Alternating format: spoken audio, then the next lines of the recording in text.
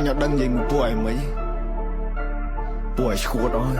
tuổi slap ball thì đã sắp thay thó let's do it ខ្មែរថៃដីខ្មែរអត់ត្រូវការអ្នកណាមកថៃជំនួសពួកចោលឆ្លៀនពៀនបើមិនងាប់ក៏វាអាចរបួសតជំនាន់អ្នកចោលសៀមរឿងសង្គ្រាមគឺវាឃ្លានហួរដើម្បីដល់អំណាចស្រ័យជេរចាចអញខ្មាស់គេជំនួសអញទៅបើអញបាយតឲ្យមួយថ្ងៃពួកអញយ៉ាងไรអញទៅបើអញបាយនៅរស់ឲ្យជ័យពួកប្រែដល់លើដីទុកអញអ្នកកែកាយអញទៅបើអញបាយសុទ្ធតែពួកថ្មិលបាញ់ចិនស៊ីវិលចរិតពួកថៃអញទៅបើអញបាយធ្វើបាបពួកអញណាធ្វើបាបដល់ចាជាសាពួកនេះលេងទាំងនេះបំពេញមានអំណាចលើទីហ៊ានពួកអននេះចេះតែមានលេងលខោឲ្យយើងមើលពួកអកក្រិចចាំអញប្លង់ឲ្យកិច្ចពួកអននេះលេងល្បិចសុទ្ធពួកអកពើគិតថាមានតែឯងសេចដុំមកសំញ៉ៃពួកនេះអ្នកកំ plai នៅអាស៊ីឲ្យគេមើលកូនខ្មែរយើងមូមីចាប់ដៃសាមគ្គីដៃតពីដូតាឈួតដៃក្នុងរូរើមកមួយសងដបនៅសសស